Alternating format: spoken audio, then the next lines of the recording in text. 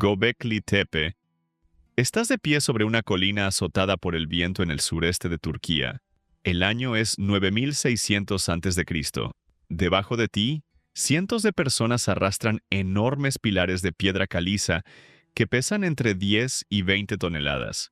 No tienen ruedas, no tienen herramientas de metal, no tienen animales de carga, y aún así están construyendo un templo. Pero aquí aparece el primer problema. Según todo lo que creemos saber sobre la historia humana, estas personas no deberían estar haciendo esto.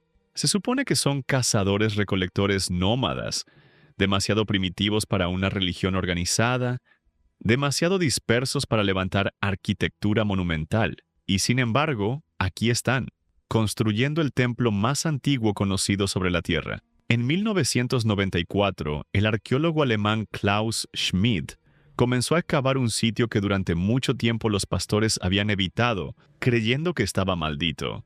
Lo que encontró obligó a replantear por completo la cronología de la Revolución Neolítica. Las dataciones por radiocarbono sitúan la construcción entre el 9600 y el 8200 a.C. Eso significa que Göbekli Tepe tiene unos 11.600 años de antigüedad. Es 6.000 años más antiguo que Stonehenge y 7.000 años más antiguo que las pirámides de Egipto. El sitio cubre unas 22 acres y, gracias al radar de penetración terrestre, se han identificado al menos 20 círculos de piedra. Sus pilares en forma de T alcanzan los 18 pies de altura y pesan hasta 20 toneladas. Y no se trata de bloques simples. Están decorados con relieves increíblemente complejos. Zorros, leones, buitres, serpientes, escorpiones. Más de 200 relieves animales tallados con una precisión sorprendente. Y aquí está lo que más incomoda a los arqueólogos. No hay señales de habitación. No hay fogones, ni montones de basura, ni viviendas. No es un asentamiento. Es un espacio puramente ceremonial. Un templo construido por personas que, en teoría, todavía no habían inventado la civilización. La explicación arqueológica más aceptada cambia por completo la historia tradicional. Sugiere que Göbekli Tepe representa un momento en el que los cazadores-recolectores comenzaron a reunirse con fines rituales, y que esa necesidad de congregarse pudo haber impulsado después el surgimiento de la agricultura. Es decir, que no fue la agricultura la que creó la religión, sino que quizá fue la religión la que empujó al ser humano hacia la agricultura. Pero esta explicación también deja muchas preguntas abiertas. Si estas personas aún no vivían asentadas, ¿de dónde venían? ¿Cómo lograron coordinarse durante generaciones para crear un complejo tan consistente, con simbolismo, arte y posibles alineaciones astronómicas? Además, los pilares no muestran una evolución gradual. No parecen el ensayo de un conocimiento en desarrollo. Aparecen ya plenamente formados, como si la técnica y la idea hubieran llegado de golpe. Algunos investigadores se preguntan si Göbekli Tepe podría ser el remanente de una cultura anterior, más sofisticada, devastada durante la catástrofe climática del Younger Dryas, hacia el 10.800 a.C., porque la escala, la precisión y el conocimiento astronómico que vemos aquí parecen sugerir herencia, no improvisación, y eso abre una posibilidad inquietante. Tal vez Göbekli Tepe no sea el principio de la civilización, sino el eco de su final, el monumento de Yonaguni. En 1987, un operador local de tours de buceo llamado Kihachiro Aratake buscaba tiburones martillo frente a la isla japonesa de Yonaguni, pero en lugar de tiburones, encontró algo que desataría una controversia que continúa hasta hoy. A casi 100 pies bajo el agua, en el fondo del Pacífico, aparecieron enormes terrazas de piedra, plataformas planas, aristas rectas y estructuras que parecían escaleras talladas en la roca. La formación se extendía por más de 500 pies y se elevaba 90 pies desde el lecho marino. El geólogo marino Masaki Kimura, de la Universidad de Ryukyu, pasó más de 15 años buceando y documentando el sitio. Según sus observaciones, la estructura principal presenta rasgos muy difíciles de ignorar. Megalitos paralelos, ángulos cercanos a 90 grados, escalones simétricos y plataformas artificialmente niveladas. Algunos bloques parecen pesar hasta 1000 toneladas. Kimura incluso identificó marcas que que, según él, podrían corresponder a extracción, talla e intervención humana. Y aquí surge lo verdaderamente problemático. Si la estructura es artificial, entonces tuvo que haber sido construida cuando esa zona estaba por encima del nivel del mar, antes del final de la última glaciación. Eso significaría que podría tener más de 10.000 años de antigüedad, muchísimo antes de cualquier civilización japonesa conocida. Durante sus inmersiones también se documentaron superficies horizontales con grabados que parecían representar animales o símbolos. Pero otros expertos, como Robert Schoch, sostienen que la formación es en gran parte natural, aunque quizás modificada en ciertos puntos por el ser humano. La explicación geológica señala que se trata de una formación de arenisca fracturada, naturalmente por movimientos tectónicos, erosión marina y patrones de rotura que generan líneas rectas y terrazas. Según esta visión, lo que parece arquitectura no es más que geología, imitando diseño. Pero esa explicación no deja satisfechos a todos, porque la erosión no suele producir escalones idénticos repetidos en distintos niveles, ni plataformas tan simétricas, ni caminos aparentes entre terrazas. Mucho menos explica ciertos agujeros que Kimura interpreta como huellas de postes o anclajes. Los procesos naturales no suelen perforar el fondo rocoso con esa clase de regularidad. Si Kimura tiene razón, entonces Yonaguni podría ser un complejo ceremonial sumergido, quizá incluso una pirámide. Y si eso fuera verdad, sugeriría la existencia de una cultura marítima sofisticada en el Pacífico hace más de 10.000 años, una civilización que fue engullida por el aumento del nivel del mar. Entonces la pregunta ya no es solo ¿qué es Yonaguni? La pregunta es ¿cuántos sitios como este podrían permanecer ocultos bajo el océano, en lo que alguna vez fueron llanuras costeras? Porque si una antigua cultura construyó antes del diluvio, quizá Yonaguni no sea una anomalía, sino apenas una pista. Gunung Padang. En la superficie, Gunung Padang parece simplemente una colina cubierta de bloques de basalto columnar dispersos en terrazas. Durante siglos, la población local de Java Occidental, en Indonesia, la consideró un lugar sagrado. Pero nadie imaginaba que bajo esa colina pudiera esconderse algo mucho más extraño. En 2010, el geólogo Danny Hillman Natawidjaya comenzó a estudiar el sitio con radar de penetración terrestre.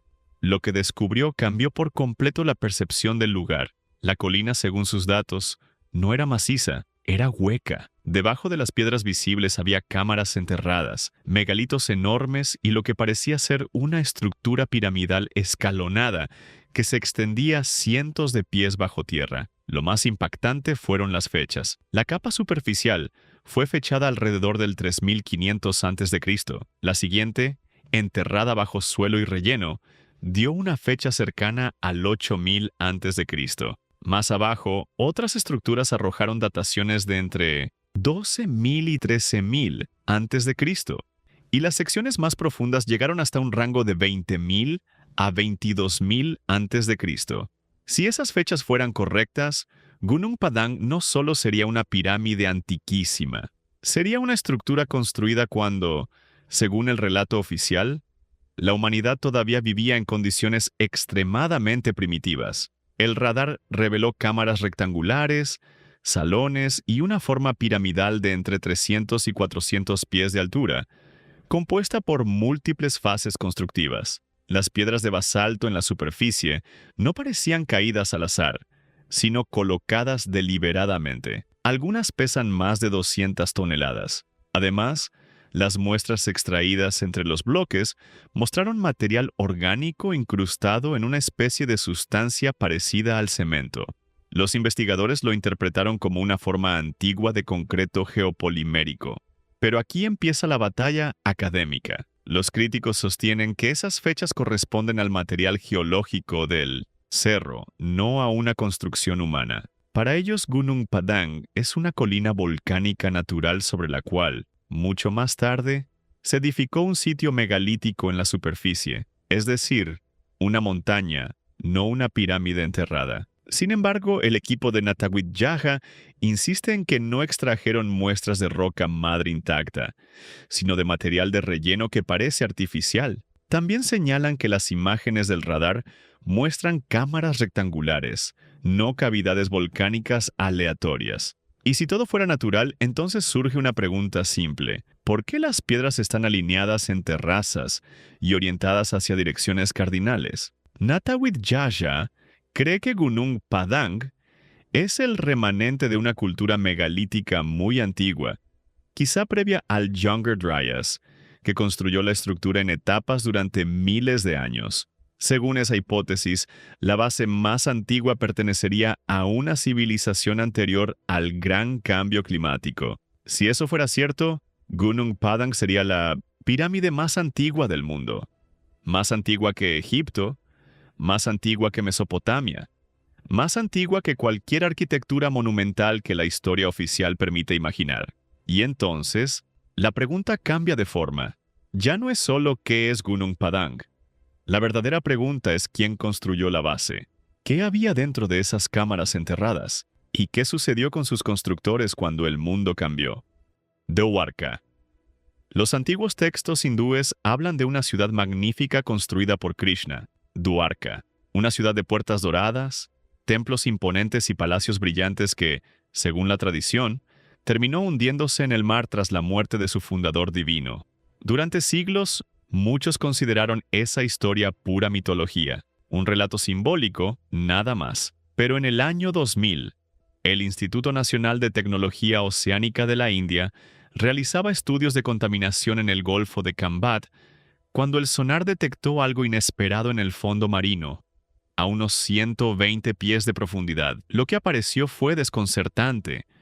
Patrones geométricos, estructuras rectangulares, muros, cimientos y lo que parecían complejos arquitectónicos sumergidos. Entre 2000 y 2002, equipos arqueológicos documentaron el sitio con sonar de barrido lateral y fotografía submarina. Las imágenes mostraban una especie de patrón urbano que se extendía por varias millas.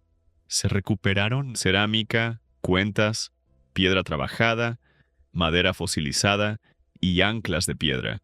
Uno de esos fragmentos de madera fue fechado alrededor del 7500 a.C. Y si esa datación corresponde realmente al contexto del sitio, entonces estaríamos ante una ciudad sumergida muchísimo más antigua de lo esperado. Las imágenes acústicas parecen mostrar una planificación en cuadrícula.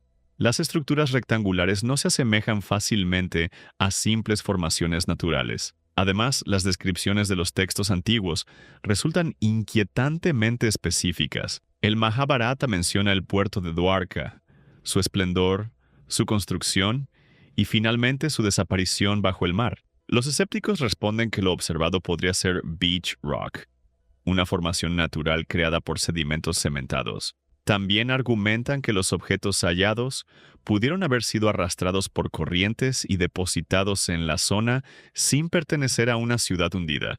Desde esta perspectiva se trataría de un caso de geología interpretada de forma excesiva.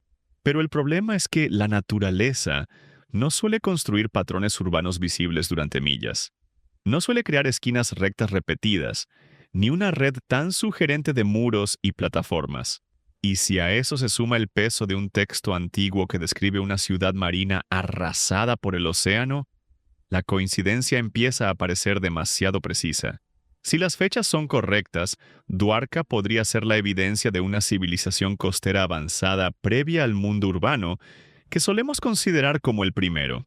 Una cultura capaz de construir puertos, sistemas de drenaje y una ciudad organizada antes de la historia aceptada. Entonces surge una posibilidad inquietante.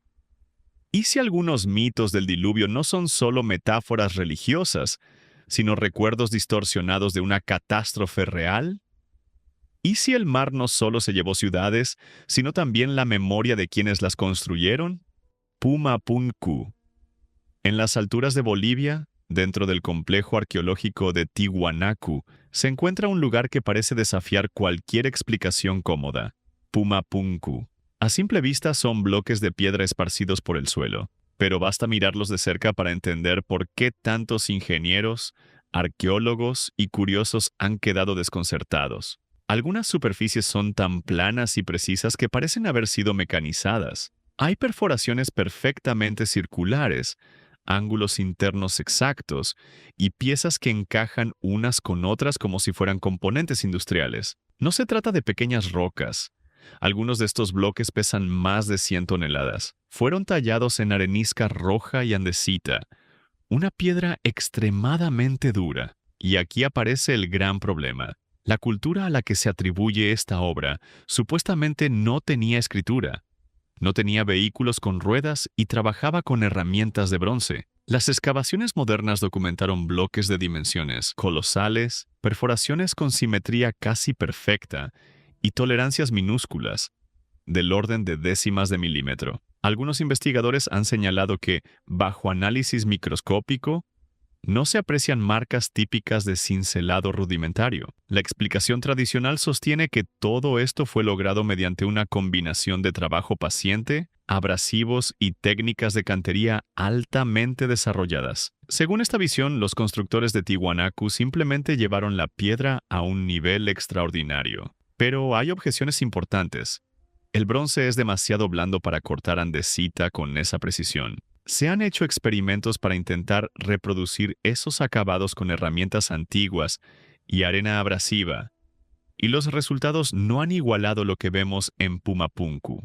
Además, si estas técnicas eran alcanzables con relativa lógica para esa cultura, ¿por qué no aparecen con la misma precisión en otros sitios andinos? Ni siquiera los incas, siglos después, lograron un trabajo comparable. Algunos autores han propuesto hipótesis más radicales: uso de herramientas mucho más avanzadas, perforación de altísima precisión, técnicas hoy perdidas o incluso conocimientos que no encajan con el nivel tecnológico atribuido a la época. También está el problema del transporte. La cantera más cercana de andesita se encuentra a gran distancia, al otro lado del lago Titicaca. ¿Cómo movieron esas piezas hasta una altitud tan extrema? ¿Y por qué el sitio presenta señales de destrucción violenta, con bloques dispersos como si algo hubiera interrumpido o arrasado el complejo? Según la cronología aceptada, Pumapunku pertenece a la era de Tiwanaku, aproximadamente entre los siglos 6 y 10 de nuestra era. Pero algunos observadores sostienen que la erosión en las piedras y otros elementos podrían apuntar a una antigüedad mucho mayor. Y aquí aparece la gran duda. ¿Construyeron los habitantes de Tiwanaku Pumapunku o heredaron algo mucho más antiguo y simplemente edificaron alrededor de ello? Porque si esas piedras pertenecen a una tradición perdida, entonces Pumapunku no sería solo una maravilla andina. Sería el residuo de una tecnología que la historia no sabe dónde colocar. Baalbek. Los romanos fueron maestros de la ingeniería. Construyeron acueductos, anfiteatros, templos y caminos que aún hoy inspiran admiración. Pero cuando llegaron a Baalbek, en el actual Líbano, encontraron algo que incluso para ellos era descomunal. Antes de levantar su gran templo de Júpiter, ya existía allí una plataforma megalítica hecha con piedras tan enormes y tan perfectamente ajustadas que incluso hoy resulta difícil comprender cómo fueron puestas en su lugar. Los romanos construyeron encima, sí, pero no tocaron la base, no la movieron, no la imitaron, simplemente la usaron. El llamado Trilithon de Baalbek consiste en 3 bloques gigantescos de caliza, cada uno de unas 800 toneladas, aunque algunos investigadores proponen cifras aún mayores. A esto se suma la famosa piedra de la mujer embarazada en la cantera cercana, con alrededor de 1000 toneladas, y otra más descubierta después, aún mayor. Lo desconcertante no es solo el peso, es el ajuste. Las juntas entre los bloques son tan precisas que casi no admiten una hoja de cuchillo. La plataforma además está elevada sobre el nivel del terreno, lo que implica no solo transporte horizontal, sino levantamiento vertical de masas monumentales. La explicación convencional afirma que todo esto pudo haberse logrado con muchísima mano de obra: rodillos, palancas, trineos y una logística sostenida durante años o décadas. En teoría, una civilización con recursos suficientes podría hacerlo, pero en la práctica las cifras son brutales. Algunos cálculos sugieren que mover piedras así sobre el terreno irregular de Baalbek habría requerido decenas de miles de trabajadores operando con una coordinación casi imposible. Y si los romanos lo hubieran hecho, surge una pregunta obvia: ¿por qué no lo celebraron en sus textos?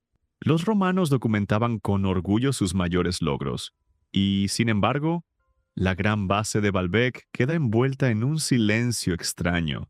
Eso ha llevado a algunos a pensar que la plataforma podría ser anterior a los romanos, incluso anterior a los fenicios, quizá una base sagrada más antigua, ya existente cuando otras civilizaciones llegaron al lugar.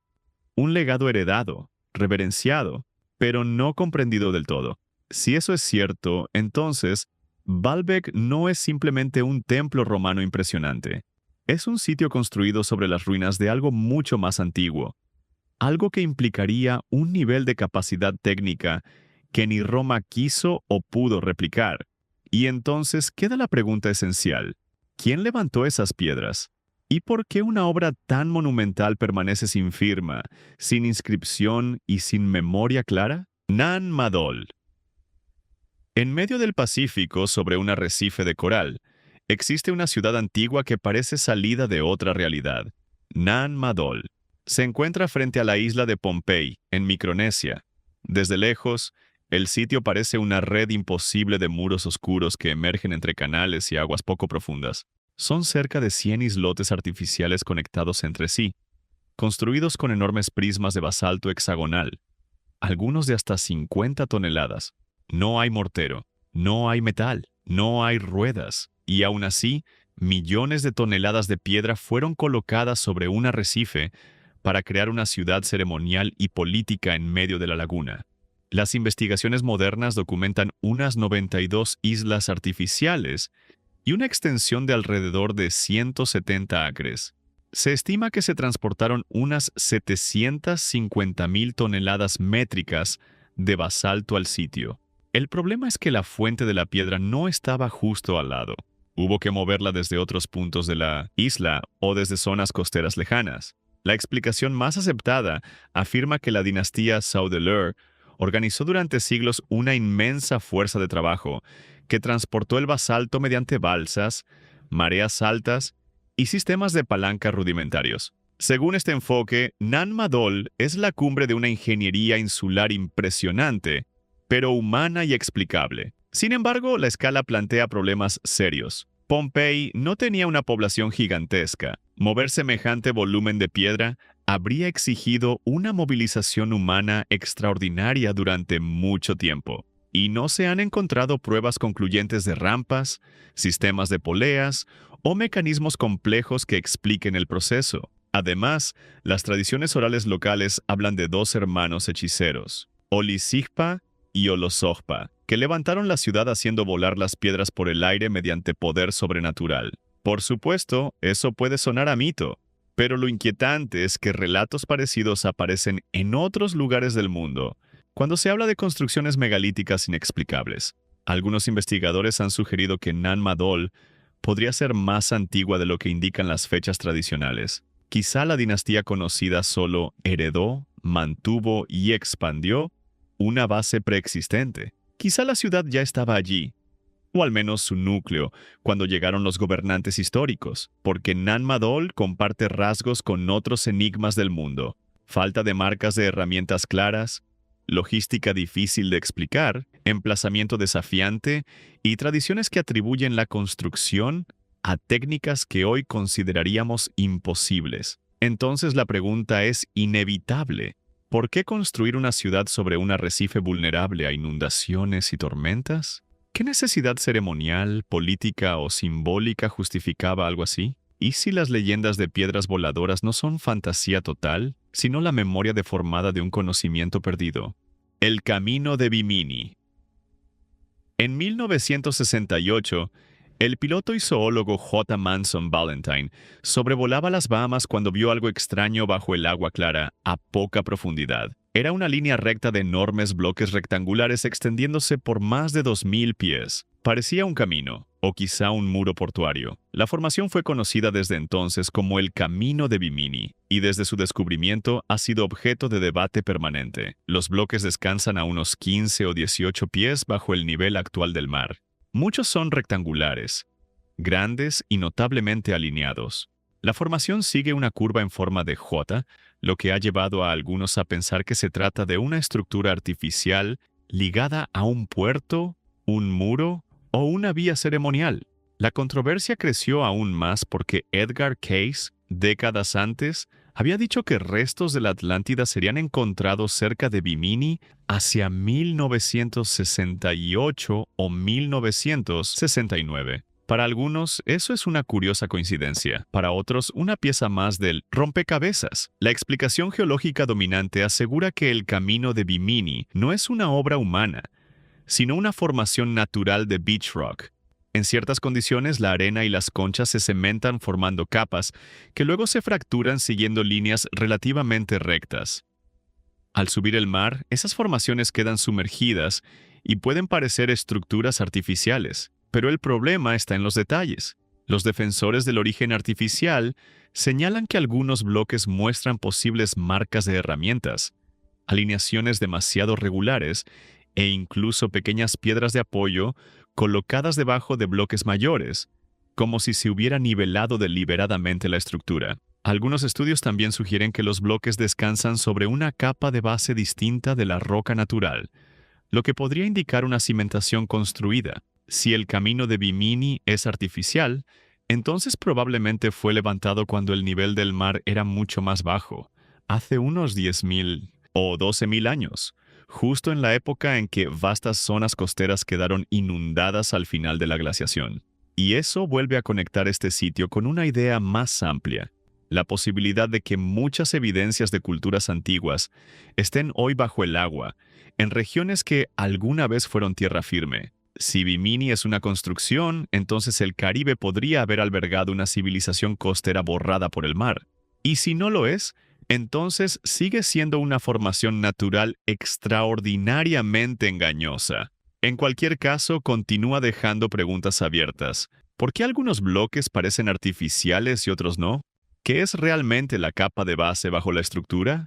¿Y cuántas otras formaciones parecidas pueden estar esperando bajo aguas tropicales donde apenas hemos comenzado a mirar? Los dólmenes del Cáucaso. Entre el Mar Negro y el Mar Caspio, en regiones boscosas del sur de Rusia y Abjasia, se encuentran miles de estructuras de piedra llamadas dólmenes. A primera vista podrían parecer simples cámaras megalíticas, pero cuanto más se estudian, más preguntas generan. Se han identificado más de 3.000. Están distribuidos a lo largo de miles de millas cuadradas y muchos se encuentran en lugares remotos, alejados de poblaciones modernas. Están construidos con enormes losas que forman cámaras rectangulares cubiertas por una piedra superior. Pero lo que más llama la atención es su entrada, un orificio perfectamente circular, tallado con una regularidad sorprendente. Algunos de esos orificios incluyen además un tapón de piedra hecho a la medida exacta. La precisión en la talla y el ensamble de ciertas piezas ha hecho que muchos se pregunten si realmente estamos ante simples tumbas construidas con métodos rudimentarios. La datación convencional ubica estos dólmenes entre el 4000 y el 2000 a.C. Sin embargo, algunos investigadores alternativos sostienen que la erosión de ciertas superficies podría indicar una antigüedad muchísimo mayor. Además, estudios acústicos han mostrado que algunas cámaras poseen propiedades resonantes particulares. Esto ha abierto la posibilidad de que no fueran únicamente espacios funerarios, sino recintos con una función ritual relacionada con sonido, meditación o prácticas que hoy no entendemos. La explicación arqueológica dominante los vincula a culturas pastoriles de la Edad del Bronce y los interpreta como cámaras funerarias, en línea con otros dólmenes hallados en Europa o Asia. Desde esa perspectiva, los del Cáucaso no serían una anomalía total, sino parte de una tradición megalítica más amplia. Pero no todos están convencidos. Los dólmenes caucásicos tienen características propias, tanto en tamaño como en diseño, que no encajan del todo con los modelos europeos o coreanos. Además, si algunos realmente presentan erosión mucho más antigua, entonces la cronología oficial podría estar ocultando una historia mucho más profunda. Y aquí entra un detalle especialmente intrigante. Las poblaciones locales actuales no conservan una memoria oral clara sobre quién los construyó. Las estructuras simplemente están ahí, como si hubieran estado desde siempre. Eso plantea preguntas difíciles. ¿Quién talló miles de entradas circulares con semejante regularidad? ¿Por qué crear una red tan extensa de monumentos en una región entera? ¿Y por qué el recuerdo de sus constructores parece haberse borrado por completo? Si su edad extrema resultara cierta, entonces los dólmenes del Cáucaso podrían formar parte de una red megalítica que se extendió por Eurasia mucho antes de las civilizaciones aceptadas. Una cultura que entendía la piedra, el espacio, la resonancia y quizá algo más que todavía no sabemos leer. El calendario de Adán. En las montañas de Mpumalanga, en Sudáfrica, existe un círculo de piedras que algunos consideran una de las estructuras más antiguas jamás construidas por el ser humano. Se le conoce como el calendario de Adán. A simple vista parece modesto. Un conjunto de rocas de dolerita desgastadas, dispuestas en una especie de anillo. Nada espectacular. Pero cuando se observa con mayor atención, surgen detalles desconcertantes. Las piedras parecen alinearse con los puntos cardinales, también con los solsticios y equinoccios, y, según algunos investigadores, incluso con el cinturón de Orión, tal como se veía en el horizonte hace decenas de miles de años. Si esa interpretación fuera correcta, estaríamos ante una estructura levantada muchísimo antes de Göbekli Tepe, incluso antes de la agricultura, mucho antes de todo lo que solemos llamar civilización. El sitio fue estudiado por Michael Tellinger, quien propuso que el círculo no era una simple formación azarosa, sino parte de un paisaje sagrado y astronómico de enorme antigüedad. Sus argumentos se basan en la orientación de las piedras, los patrones de erosión y el hecho de que alrededor del lugar existen millones de estructuras de piedra visibles en imágenes aéreas y satelitales a través del sur de África. También se han señalado canales de piedra cercanos que podrían sugerir manejo de agua o una forma primitiva de infraestructura. Y hay un elemento aún más sugerente. El área se encuentra en una región vinculada a antigua actividad minera de oro, algo que ha dado pie a interpretaciones todavía más controversiales. La academia dominante rechaza estas ideas. Para muchos expertos, el sitio podría ser una formación natural o un arreglo relativamente reciente, creado por comunidades pastoriles, quizá incluso vinculado a corrales de ganado. Según esta postura, las alineaciones propuestas son coincidencias seleccionadas de manera arbitraria, pero quienes defienden su importancia responden que los corrales no suelen alinearse con fenómenos astronómicos, y que la enorme cantidad de estructuras líticas visibles en la región apunta a una modificación del paisaje a gran escala, no a simples accidentes geológicos o construcciones menores. Si el calendario de Adán fuera realmente antiguo en el grado que algunos sugieren, entonces cambiaría de forma radical la historia humana. Implicaría que los seres humanos modernos tenían pensamiento simbólico, observación astronómica y capacidad de construcción monumental decenas de miles de años antes de lo que hoy se acepta. Y entonces surge la pregunta más grande de todas: ¿y si África no solo fue la cuna biológica del ser humano, sino también el punto de origen de un conocimiento mucho más antiguo del que imaginamos? ¿Y si la migración fuera de África no llevó solo personas, sino también ideas, observaciones del cielo, patrones de construcción y memorias culturales que luego reaparecieron en otros rincones del planeta? El problema es que las piedras no hablan, solo se alinean. Y a veces, esa alineación resulta más difícil de ignorar que cualquier teoría.